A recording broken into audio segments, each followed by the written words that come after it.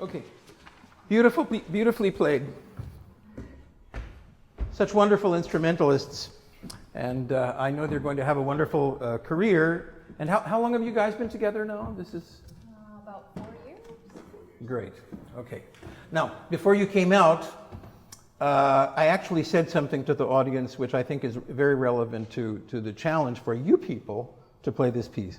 And the question is, how do you, as a young quartet, play one of the last pieces of Beethoven when he's he's not an old man, obviously, because he didn't live past his mid-50s, so he was around 50 years old. So what is the real challenge? What is it that he might have said about your performance?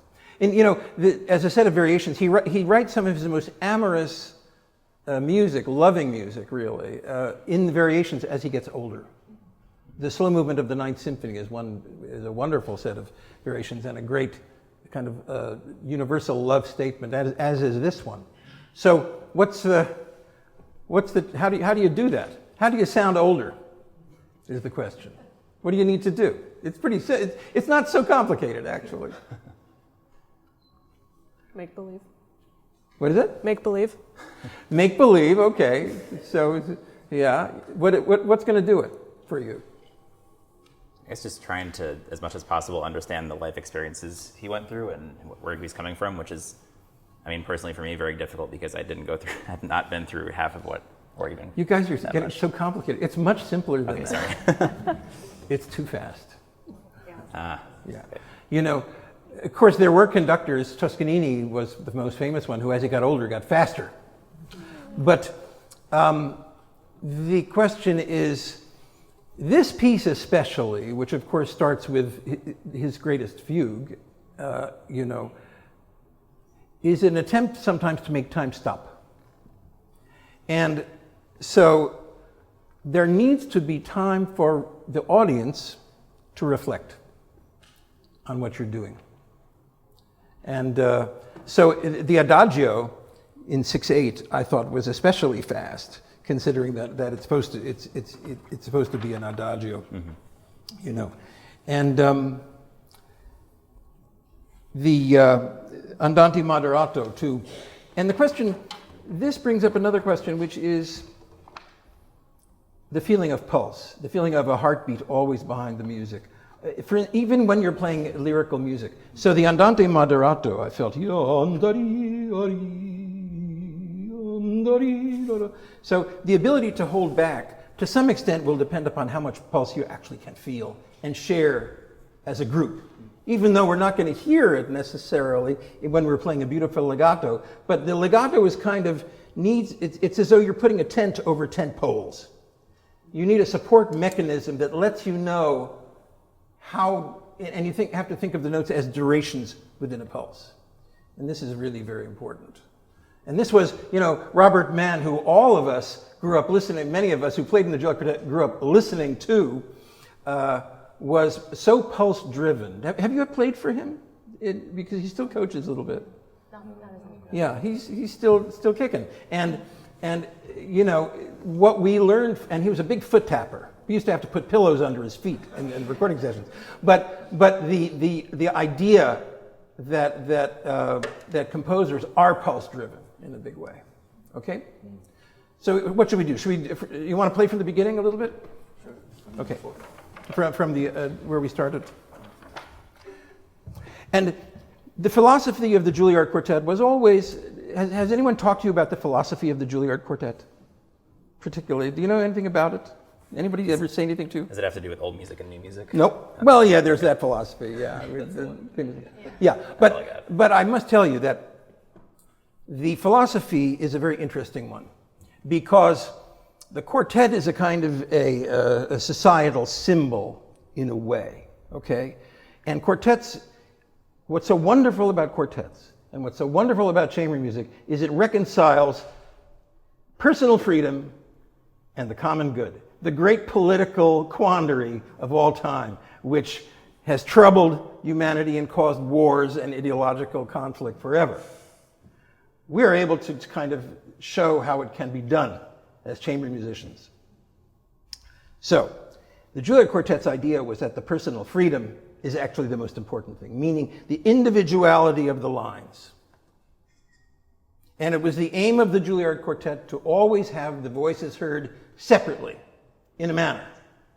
So when I went out to look for an instrument, I said, well, what do you think I ought to get? And they said, we don't care. When I was buying an instrument, just get something that's your voice, okay? So when you're trading, you should sound as different as possible.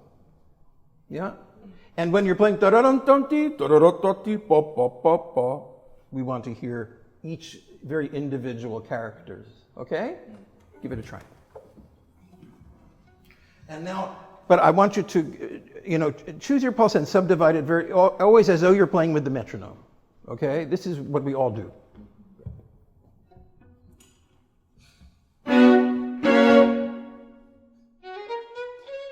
Yeah, already, I think too fast. Make sure you subdivide, and let there be a space between them. So the audience is in shock. You know why? There has been no rest in this piece. There's been no break in this piece up until this moment. The whole thing has been legato. The whole thing, right? Until right here.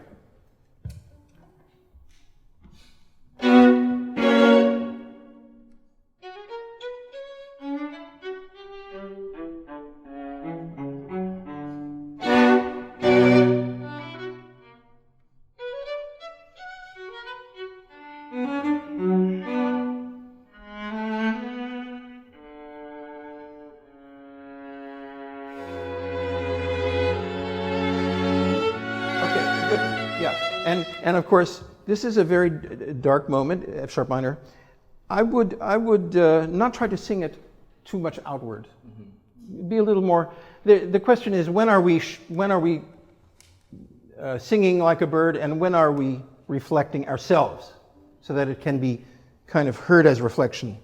So we want it to last a little, and there should be a sense of uncertainty about what's about to happen. So I wouldn't be too motivated forward here either. Okay. And I need the balance for me. It was too much from the top. Yeah. Okay. Do one more time. Yeah. Because you have these are eighth notes sometimes. Sometimes, right? Show me the difference between the eighth notes and the quarter a little bit. The quarters are even a little bit long, maybe. Okay. One more time. Sing.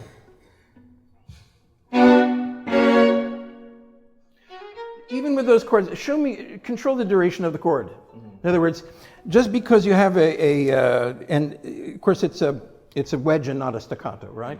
Do, ti, yeah.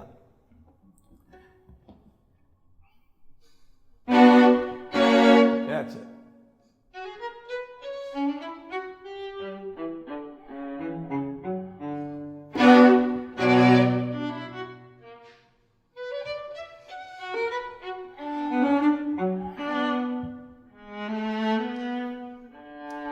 sit there for a moment?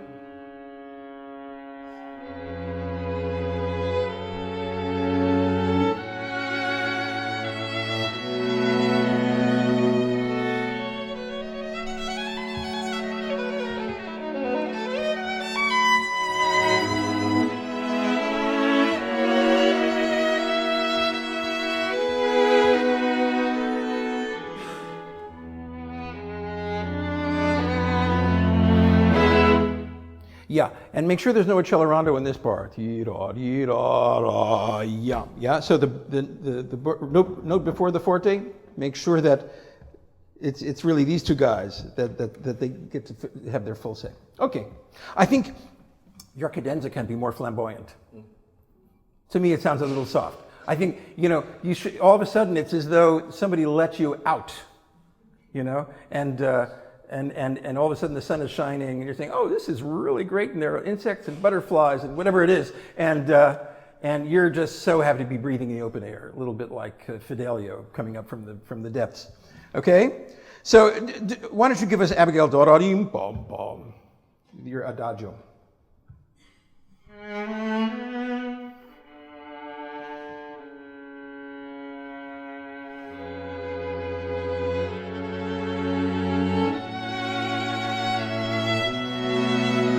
Yeah, do it again without too much, not so much of a crescendo, right? As though all of a sudden it just happens. Sometimes we want things to just happen to us, that we're not making them happen, Luck is a part of life. Good fortune, absolutely. Okay.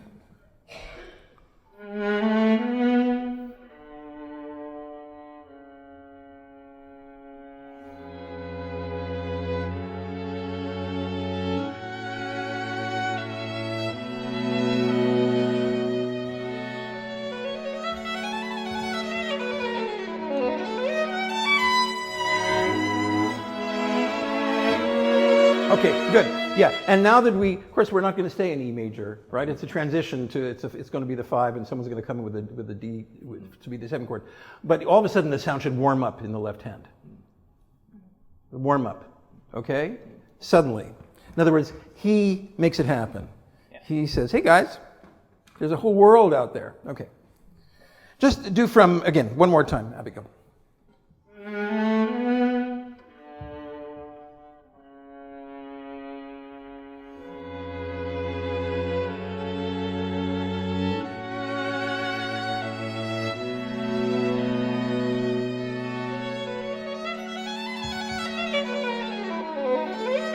Warm.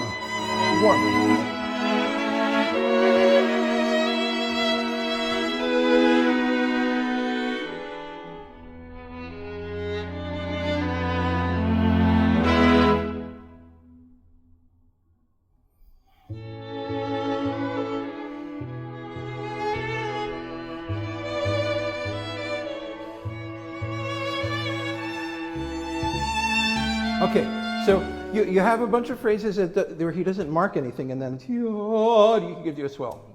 So somehow, and what does he mark this? He says, molto cantabile. I think you can be, I think you can be less phrased, believe it or not. Yeah? As though you're a clock, a little bit. Yeah? Yeah. Okay? And you have a very long pedal, of course, right? Yeah, okay. Right on.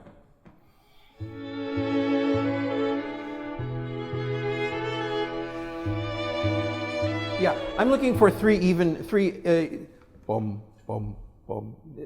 You're the tempo here, basically. For me, it's moving a little bit forward still. Okay. Yeah.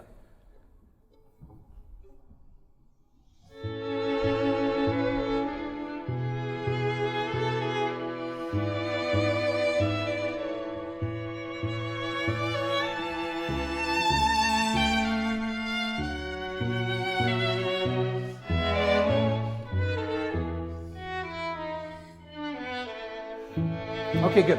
Now there are two parts of the theme, obviously, right? And then I would give up some of the contact, some of the focus, and just move the bow and lighten it up. It should have a different sound a little bit at that point, okay? And then it can flow forward a little bit. But I like that. Yeah, but don't do too much. It brings up the question.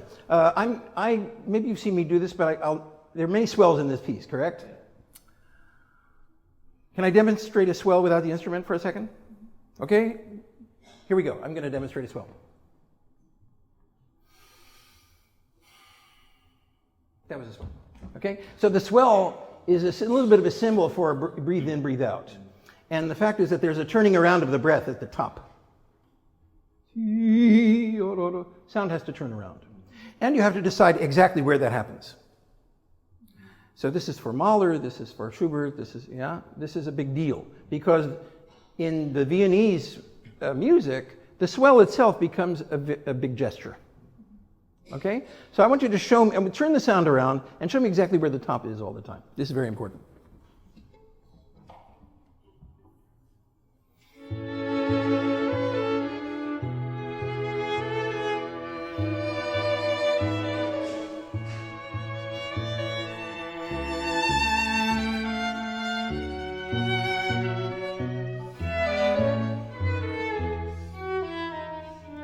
Good. Keep going.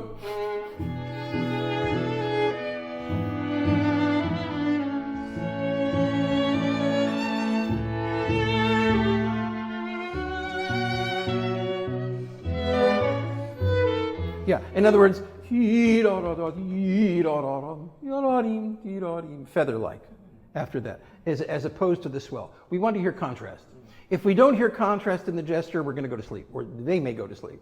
Okay, but in other words, we want to even in a beautiful kind of tranquillo piece like this, you've got to be raising tension in some way. I encourage you to do the swells with a little bit of bow speed. The bow speed is the equivalent to the speed of the breath, obviously, and we need to breathe literally to make it happen. Okay, so let's do from where do you have it, Dorothy? Okay, and keep pulling them back a little bit. In the first 4 bars at least. Yeah.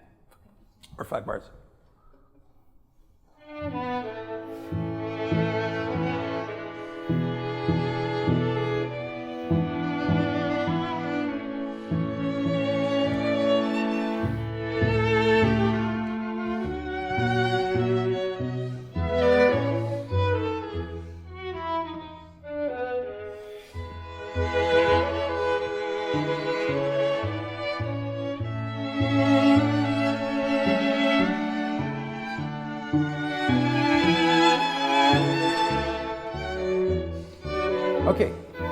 Okay, good. Let's do from the second, where is that? Okay? And I want you to be able to grow the phrases, but make no accelerando. Make no accelerando. Yeah? It's wonderful to be semi-retired. I'm not quite there yet, but to really savor every moment. And that's very, very important. You want this theme not to have gone by them. It should feel like it lasts forever, a long time. Same with obviously the fugue. That's the real attempt to make time stop. Okay, let's do from what is it? 17.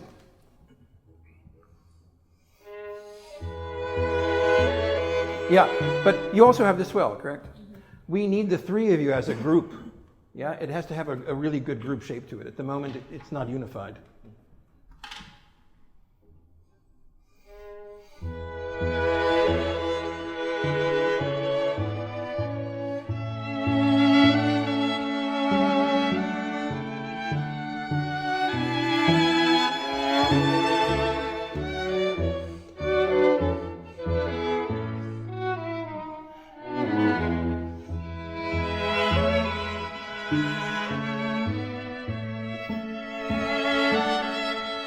Yeah, but he specifically says, yum, yum. It's very, very common in the classical style to have a longer crescendo than a decrescendo, or a longer swell up and a quick swell down.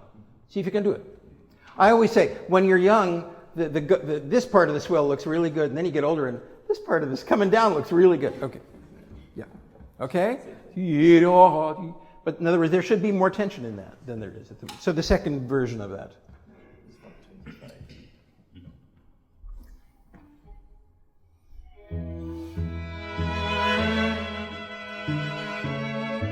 That's it.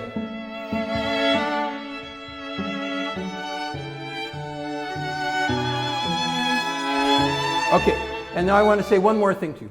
When you have a crescendo, in general, okay, on the page it may look like this, but it really should sound more like this. The crescendo should gather. It's not something, in this case it represents some passion. And passion is not something which we want to control particularly, okay? When it's appropriate. Yeah? So figure out how you're going to do that. The end of the crescendo is the most important moment, even if it's to a subito. Same place.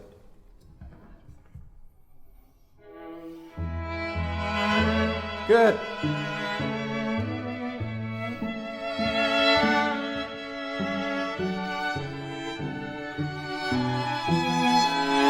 Good.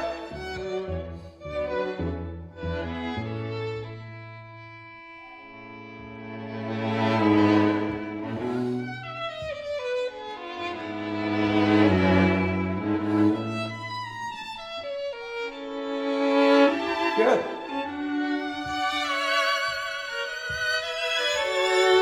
Okay, good. Now, all of these, Beethoven, of course, part of his language is the idea of the subito piano. And this is supposed to create a certain kind of tension. And the meaning of the subito piano is something you have to consider, yeah? Because he was someone who was famous for not being able to control himself in public situations and doing the inappropriate thing, okay? And so the subito piano, in terms of his own life, in a way, represents a bridle that, you know, that they might put on him in order to keep him from doing these inappropriate things. So you want to pretend that, follow it to its last possible moment, and then come back.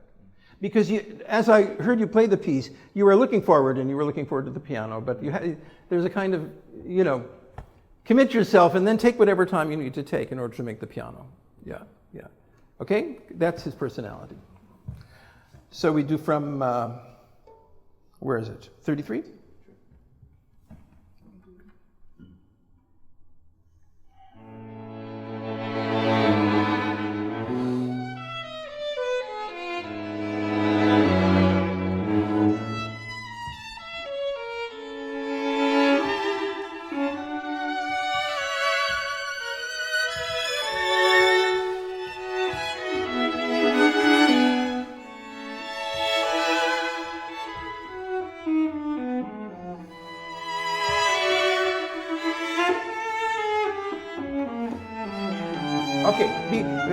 Be careful though not to let the tempo go too much.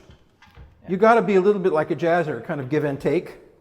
So don't only go forward. You have to give, take from the rich and give to the poor at some point. So balance it out a little bit, not only forward.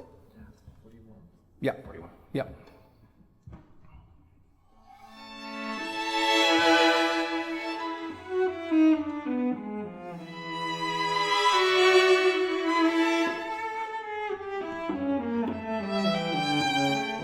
Yeah, and this is a funny one.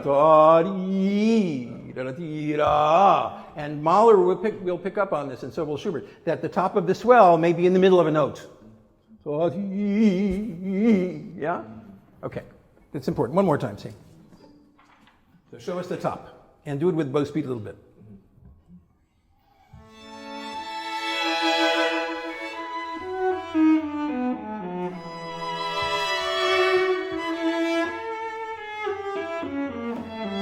Not too fast.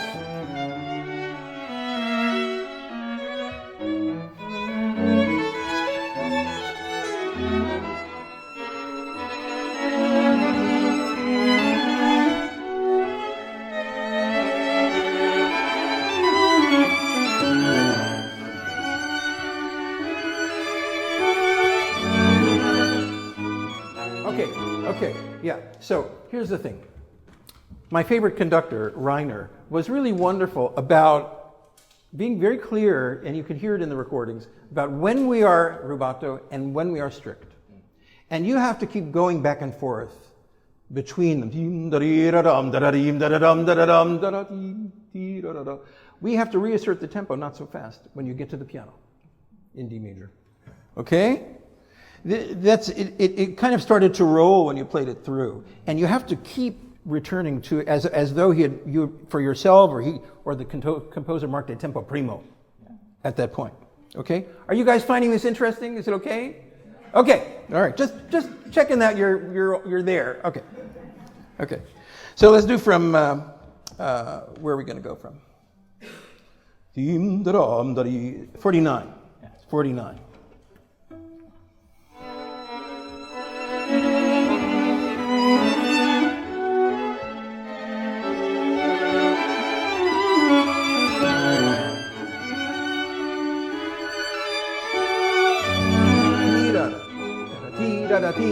Not too fast.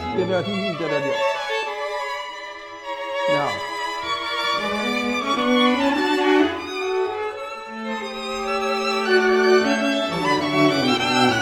Tempo.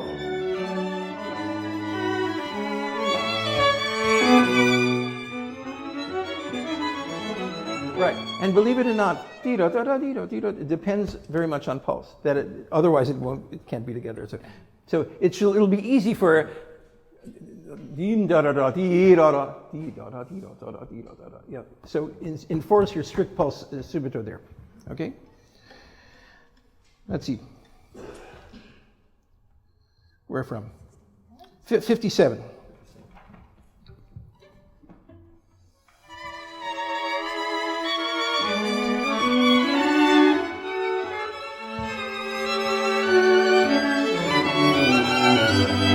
Okay, but again, go all the way. All the way. You have to pretend that you're really going to play forte on the downbeat. D major chord, okay?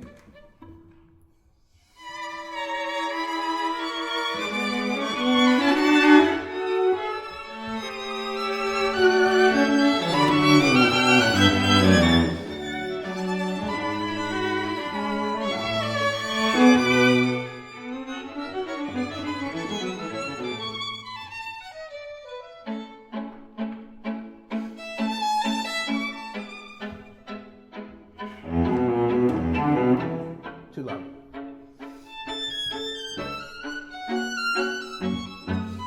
Yeah. So this is all. There's a sense of being suspended a little bit here in this. It's a very peculiar kind of a march.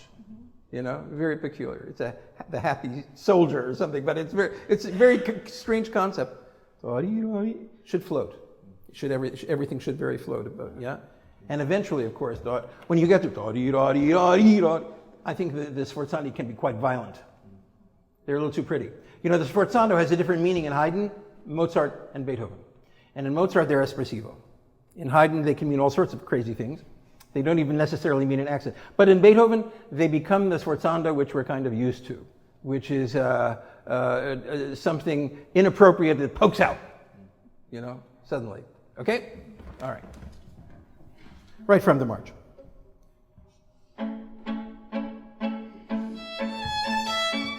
Yeah, but lessen the string. Let's do it at bow speed. With bow speed.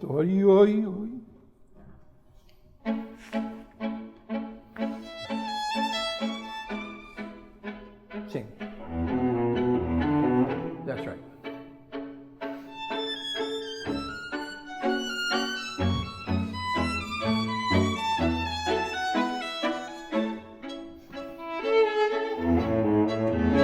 Easy, easy.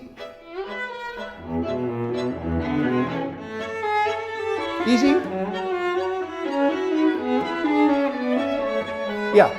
Yeah. You're such fine musicians. You sound great. But, you know, again, the ability to watch something exciting happening and not get too excited comes with age. You know, have some patience here, you know, and just enjoy it.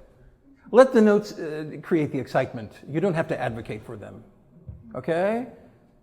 And then we start to build. And then plan your crescendo again so that the crescendo is this at the end.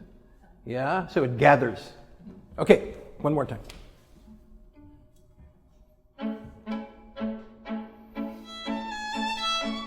Good. Good.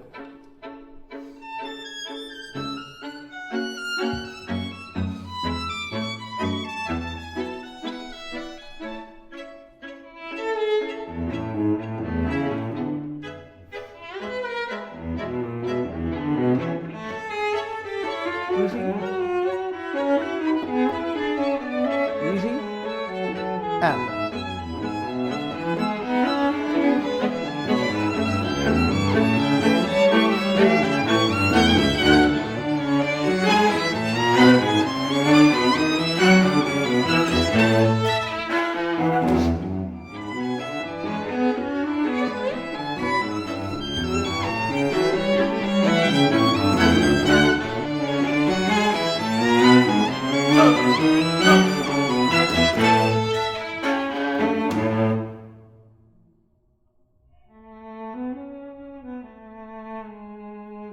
Okay, but it's piano, not pianissimo.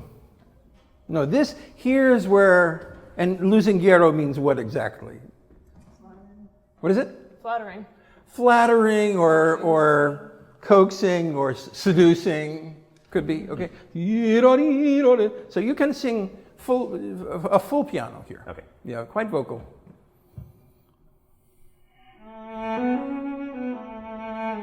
Okay, but make sure there's enough pulse here.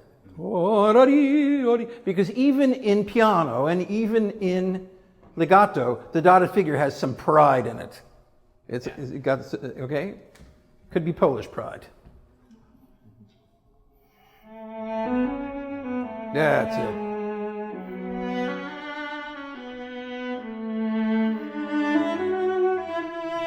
Yeah, and when he begins to give you separate notes, separate, then it can be a little bit Italian. You know, one of the things that makes late Beethoven is that, as opposed to the first two periods, the early and middle, which are basically writing very much in an Italian style with a lot of appoggiaturas, it's kind of gone. It begins to be genuinely German cultural music. Yeah. Which Wagner will then totally adapt. He becomes part of the German romantic scene. It's a different, German-speaking scene. So, one more time.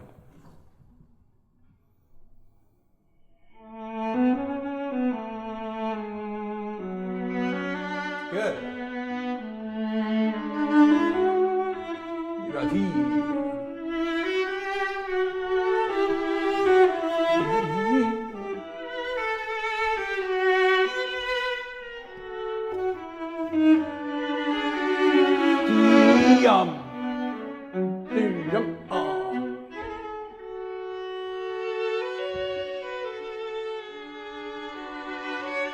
A nice full sound, nice full. Good.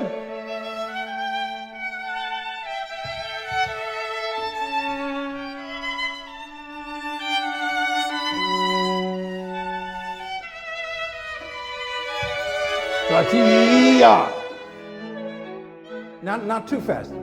The idea was correct, keep going, but it was a little exaggerated. And the sforzando is not just an accent.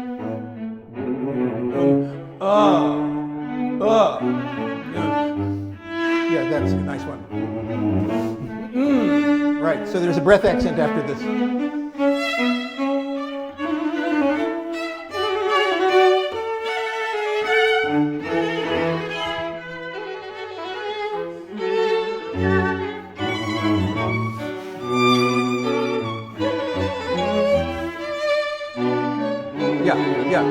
There should be something a little mirthful about this because it is a game. This section starts out as something very, very gorgeous and amorous in a certain way, and then it becomes a game. It becomes just this play. I know we have to stop because we have a limited time, but I would love to hear, let's see, from just 3 bars before the adagio. 3 bars before it's a funny place to start. Yeah.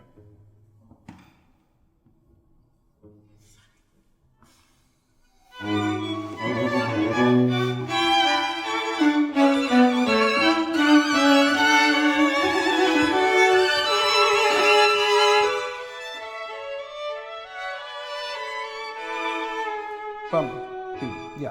In order for this to work, this has to be really a very steady, a very strongly felt tempo, even though we're imitating kind of courtly music. Okay? Yeah. Okay. Do one more time, just the 3 bars before.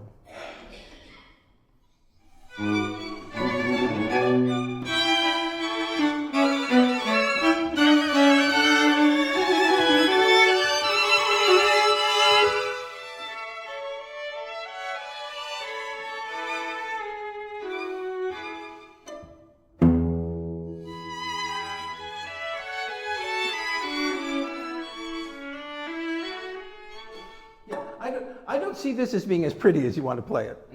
Actually, I think it's a little bit. It's more of a dance than a melody, after all. Yeah. So it can be a little more flat out. So you don't have to caress this one quite as much. We have to stop. We could go on for a long time. This and the Mozart, of course, which is going to follow, are the two of the greats. But you guys sound amazing, and I'm very proud of you all. So keep up the wonderful work. Give them a hand.